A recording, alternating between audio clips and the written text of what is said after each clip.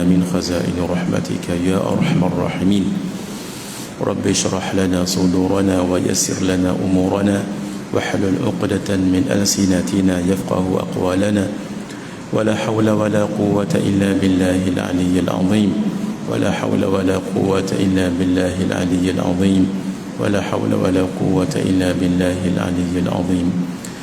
اللهم بارك لنا ما بقي من رمضان وأعنا على الصيام والقيام وغض البصر وحفظ اللسان وقراءة القرآن يا رحيم يا رحمن يا كريم يا منان.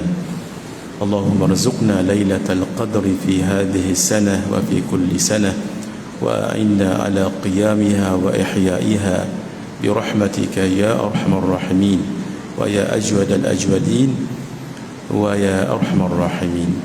صلى الله على سيدنا محمد وعلى آله وصحبه أجمعين والحمد لله رب العالمين.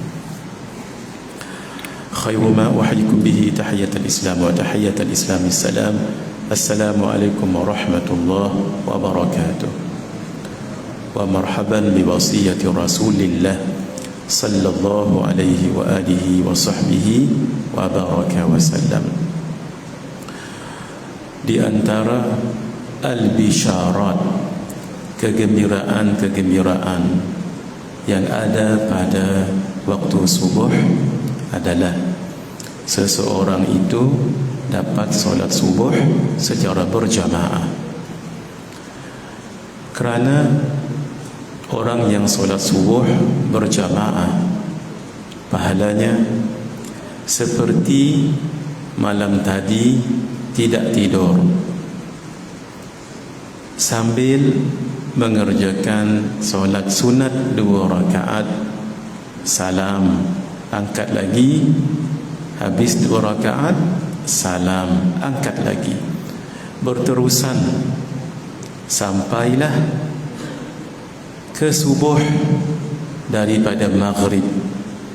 Ini catatan pahala untuk orang yang solat subuh berjamaah. Man sallal isya'a fi jama'atin, siapa yang solat isya' berjamaah, faka'annama qama al-laila nisfah, seumpama dalam buku catatan amalnya ditulis dia mengerjakan solat sunat qiyam separuh malam, daripada maghrib sampai tengah malam, katakanlah pukul 12 tengah malam. Itu fadilat orang yang solat isya secara berjamaah. Wa man shalla subha fi jama'atin, dan sesiapa yang mendirikan solat isya, solat subuh berjamaah, faka'annama qama al-laila kullah, maka seumpama dia mendirikan solat sunat sepanjang malam, daripada maghrib sampai ke subuh, walaupun dia tak pun mendirikan solat malam itu, tapi dia pastikan dirinya dapat solat subuh berjamaah. Inilah antara ganjaran, fadilat, keutamaan yang ada pada umat Nabi Muhammad sallallahu alaihi wa alihi wa sahbihi wa baraka wasallam, berbuat amalan sedikit tapi pahala besar di sisi Allah Subhanahu wa taala. Ummati ummatun marhumah, umatku, kata Nabi sallallahu alaihi wasallam, adalah umat yang selalu dirahmati Allah. Antara sisi kerahmatan ini adalah buat amal sedikit tetapi pahalanya berganda-ganda.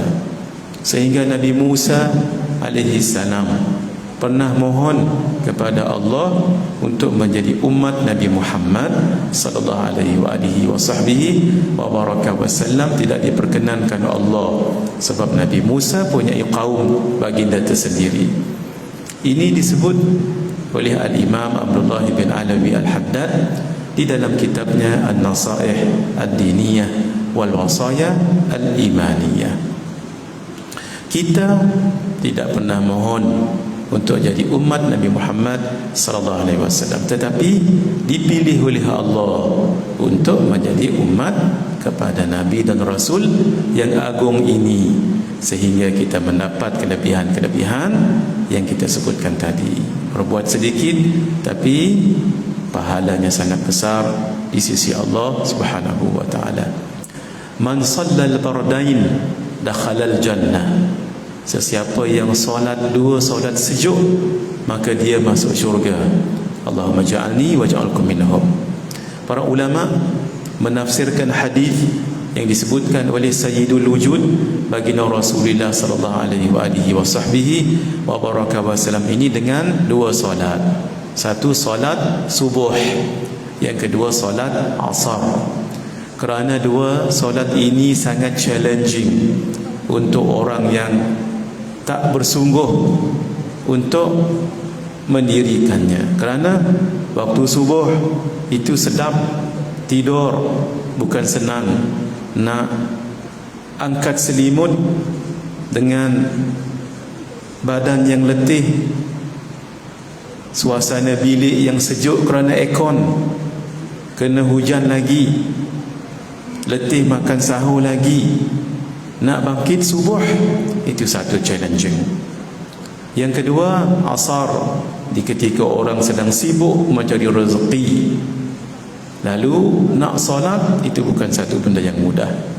Yang kedua, kerana waktu subuh ini memang sejuk, kerana malam akan berjumpa dengan siang. Demikian waktu asar, setelah tengah hari tadinya terik, panas, hangat, lalu datang asar, suasana menjadi sejuk. Sebab itu sesiapa yang solat 2 solat sejuk, maka dia masuk syurga. Satu, kesungguhannya. Yang kedua, memang kedua solat ini dalam keadaan waktu yang dingin ataupun sejuk. Sekali lagi, anugerah untuk umat Nabi Muhammad sallallahu alaihi wa baraka wasallam. Ketika Sayyidina Abu Hurairah radhiyallahu ta'ala anhu bersama dengan para sahabat yang lain mendengar pengajaran Rasulullah sallallahu alaihi wasallam, lalu Nabi bertanya, ayuhibbu ahadukum idza raja'a ila ahlihi ay yajida 3 khalifatin 'idhamin siman.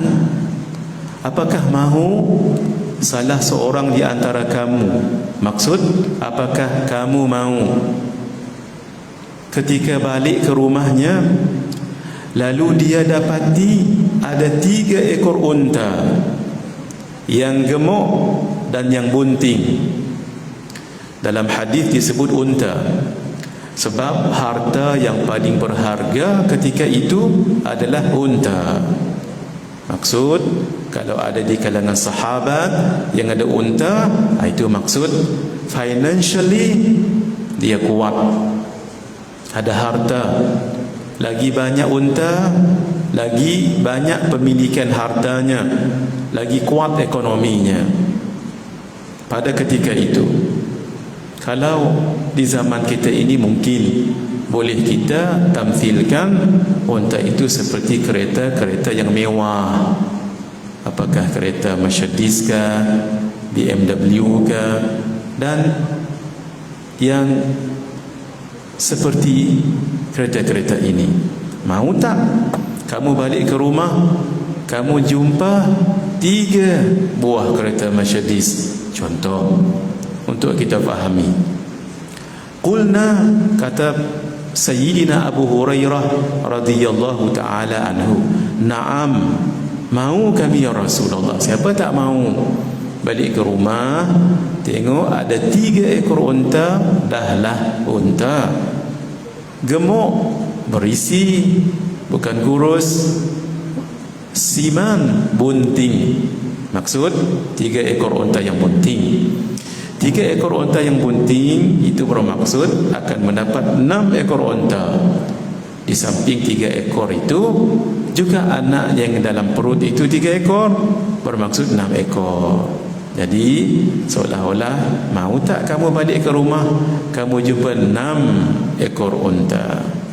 Campur yang unta 3 ekor dan yang anak yang dikandung dalam perutnya itu. Mau kami ya Rasulullah. Lalu Nabi sallallahu alaihi wa baraka wasallam menyebutkan, fa thalathu ayatin yaqra'u ahadukum bihinna fi salatih khairun lahu min thalathi khalifatin idhamin siman. 3 ayat yang salah seorang di antara kamu, maksud yang kamu baca 3 ayat ini fi salati, dalam solatnya. Apakah solat fardu, solat sunat, apakah sunat rawatib, nawafil, tatawwu', apakah solat fardu yang biasa ataupun fardu qada ataupun fardu yang dinazarkan, maka itu lebih baik daripada 3 ekor unta yang gemuk dan yang bunting. Fa arba'u ayatin khairun lahu min arba'i khalifatin idhamin siman. Kalau 4 ayat yang kamu baca dalam solat itu lebih baik daripada 4 ekor unta yang gemuk dan yang bunting. Hadis ini riwayat Imam Muslim, isyarat kepada besar ganjaran orang yang baca ayat Al-Quran dalam solatnya. Kalau 3 ayat, kita kalau solat tidak mungkin baca 3 ayat, kerana paling kurang kita akan baca 7 ayat, yaitu suratul Fatihah.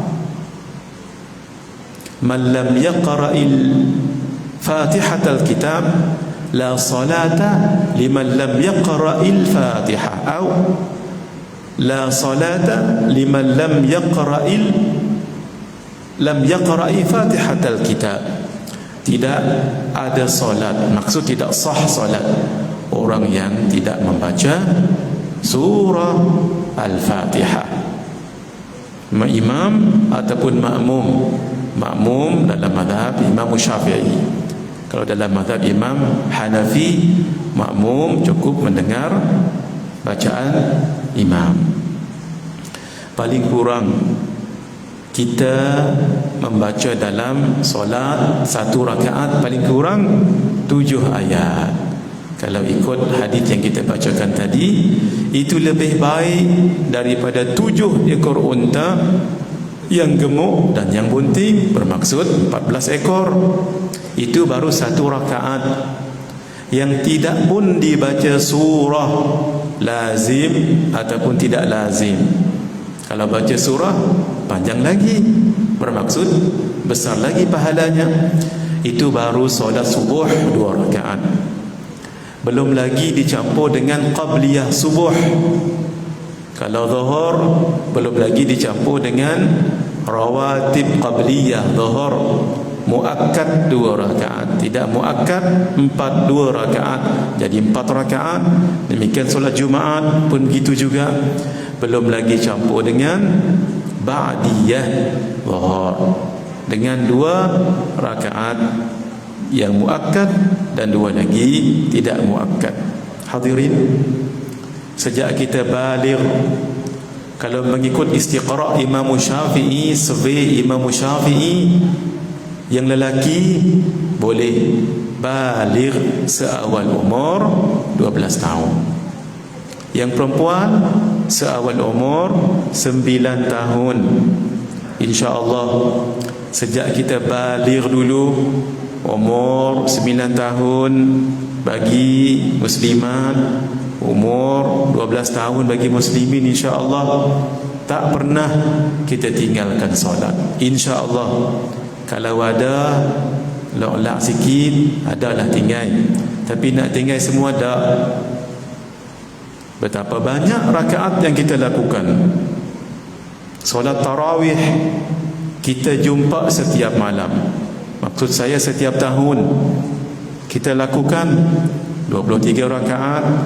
Mungkin ada yang buat 11 rakaat. Sedikit ya, sebelum saya sambung balik, tuan-tuan, solat tarawih dan witir biar bersama dengan imam, habis sama dengan imam. Kalau imam solat 23 rakaat, solat 23 rakaat. Kalau imam solat 11 rakaat, kita biasa buat 23. Ikut imam, jangan balik dulu. Imam witir, kita witir juga 11 rakaat. Kenapa? Nanti balik rumah kita sambung lagi, tapi jangan balik terus. Sebab ada satu fadilat besar, especially bulan Ramadan. Nabi sebutkan, man qama ma'al imam hatta yansarifa kutiba lahu qiyamu lailatin. Siapa yang solat qiyam, maksud solat tarawih dan solat witir bersama dengan imam hatta yansarifa, sehingga imam habis solat, pahalanya di samping pahala tarawih, di samping pahala witir, ada satu lagi pahala plus yang sangat besar. Kutiba lahu qiyamu lailatin, dia ditulis sebagai orang yang berqiyamul lail sepanjang malam. Kalaulah malam itu berlaku Lailatul Qadar, maka dia akan mendapat pahala Lailatul Qadar, walaupun dia mungkin terlena, mengantuk, tak dan nak beramal malam itu, tapi dia dapat tadi tu kerana dia ditulis pahala qiyamu lailatin. Jangan tinggal hadirin. Tambah lagi solat subuh macam kita sebutkan sekarang ini, dan solat isya yang sudah saya bacakan hadis tadi.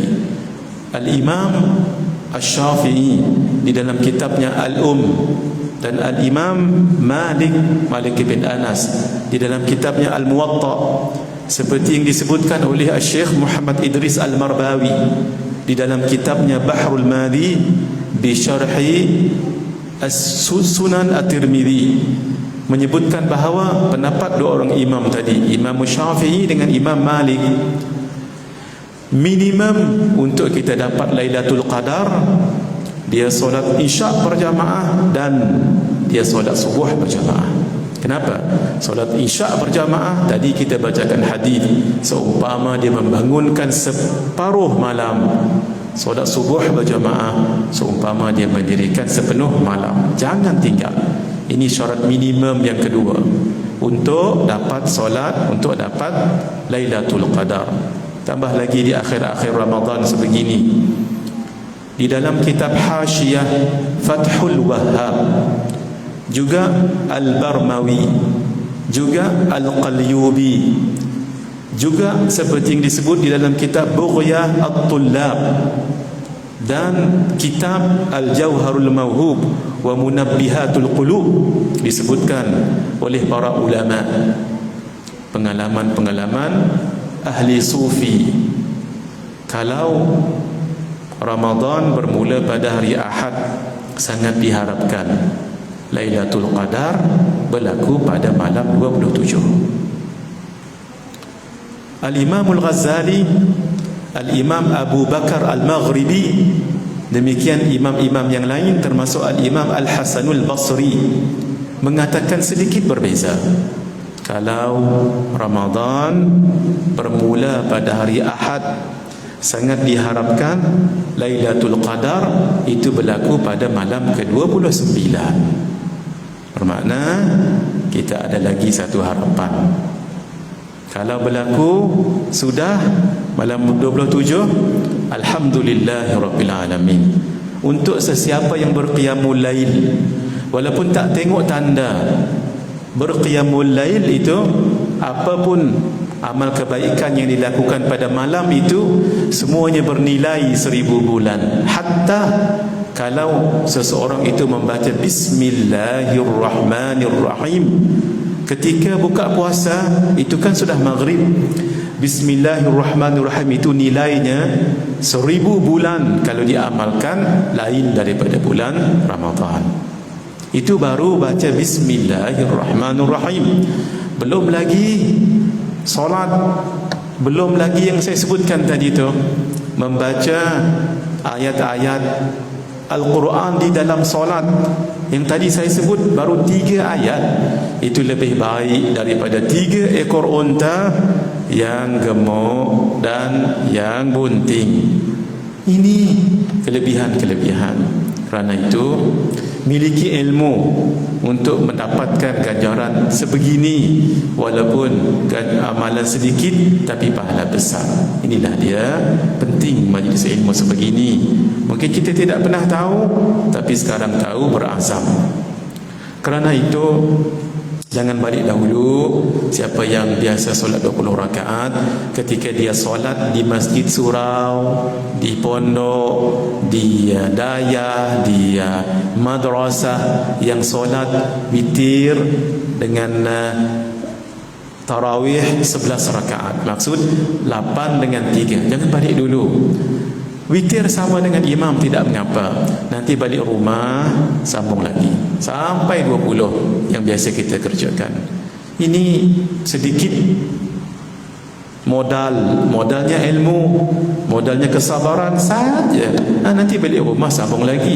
Pahalanya seperti mengerjakan qiyamul lail sepanjang malam. Yang kedua, sebelum saya lupa, saya akan sambung hadis tadi, saya akan sambung, tapi saya cerita ini dahulu sebab masih berbaki beberapa hari Ramadan. Setiap malam usahakan membaca 2 ayat terakhir surah Al-Baqarah. Amanur rasulu bima unzila ilaihi min rabbih wal mu'minun sampai fansurna 'alal qaumil kafirin. Baca lengkap 2 ayat. Kenapa? Sama dengan yang tadi ganjarannya.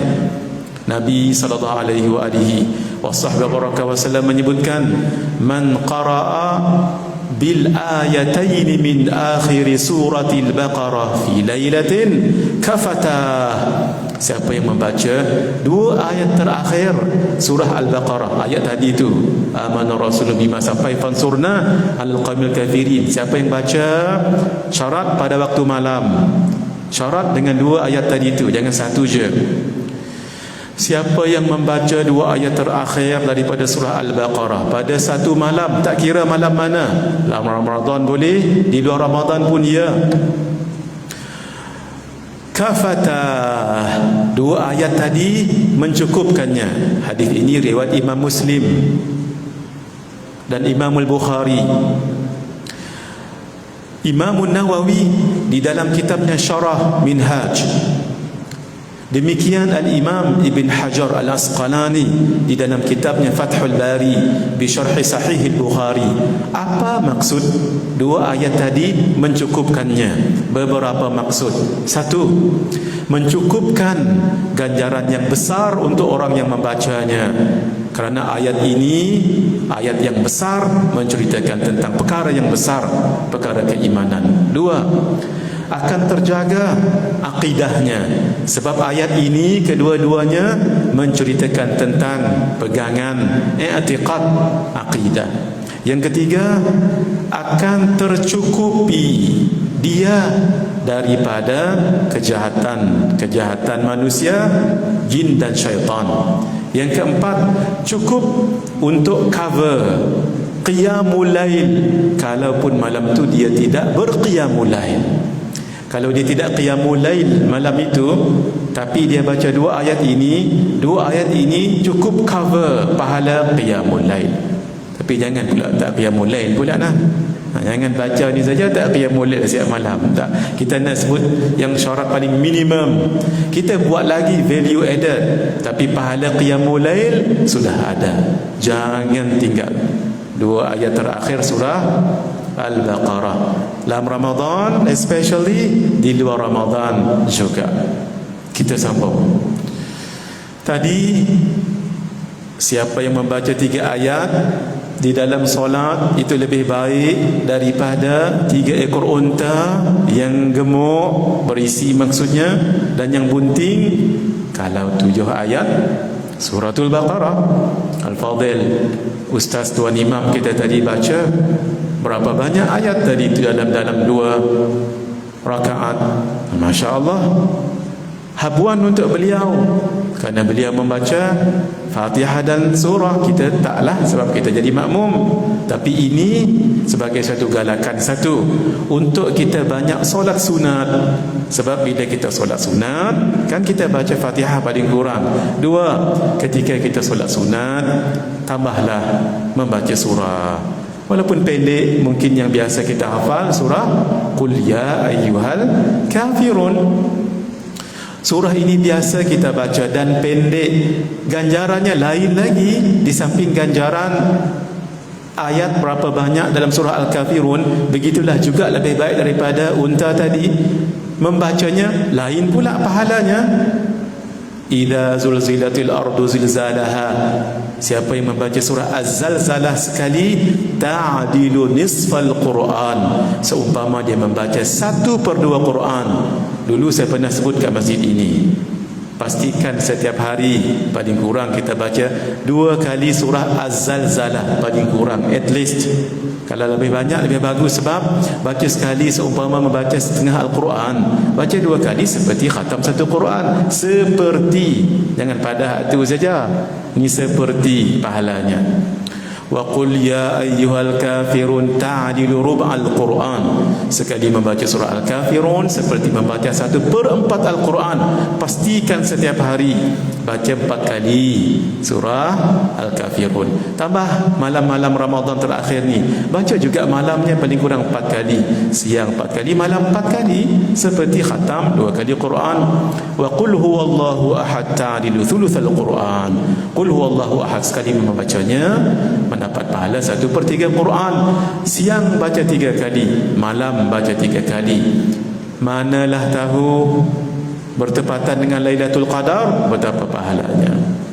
Begitu kasih sayang Allah Subhanahu wa taala untuk umat yang sangat istimewa ini. 3 ayat je dibaca dalam solat, itu lebih baik daripada 3 ekor unta yang gemuk dengan yang bunting. Bagaimana kalau 7 ayat? Itu at least tu. Bagaimana dengan surah? Bagaimana kalau dibaca dalam solat-solat sunat dan ditambah lagi dengan surah? Hadirin, ganjaran ini, pemberian ini akan kita yakin bila kita dah masuk dalam kubur nanti. Pahala yang sebegini besar, supaya kita jangan jadi orang yang menyesal. 2 keadaan. 1, orang itu menyesal di dalam kuburnya kerana dia dengar ganjaran pahala berlipat ganda sebegini, tapi never been done even once in his lifetime. Tak pernah buat pun dalam sekali pun seumur hidupnya. Dia menyesal. Ada orang yang menyesal, yang kedua, bukan kerana tidak buat, tetapi dia tidak selalu buat. Dia buat juga, tapi sedikit. Ketika melihat kawan-kawan yang lain mendapat pahala yang mencurah-curah, sebab dia lakukan amalan yang besar pahalanya tadi, selalu. Bandingkan dengan dia, tidak selalu. Mudah-mudahan kita insaf dan mengambil pengajaran hadis yang kita bacakan tadi, jadikan dia azimat untuk sepanjang hidup kita, bersemangat di hari-hari yang terakhir di dalam bulan Ramadan ini, dan juga untuk kita praktikkan, lakukan di luar daripada Ramadan. Mudah-mudahan semakin banyak dan besar ganjaran kita daripada Allah Azza wa Jalla, hanya kerana melakukan perkara yang sedikit dan tidak perlukan tenaga yang banyak, membaca ayat-ayat Al-Quran di dalam salat. Hada wabillahi taufiq wal hidayah. Wassalamualaikum warahmatullahi wabarakatuh. Bismillahirrahmanirrahim. Alhamdulillahirabbil alamin. Wassalatu wassalamu ala asyrafil anbiya'i wal mursalin wa ala alihi wa sahbihi ajma'in. Allahumma ij'alna minal ladzina yastami'una al-qawla fayattabi'una ahsanah. Allahumma inna nas'aluka 'ilman nafi'a wa rizqan thayyiban wa 'amalan salihan mutaqabbala. Sallallahu ala sayyidina Muhammad wa ala alihi wa sahbihi wa baraka wa sallam. Walhamdulillahirabbil alamin.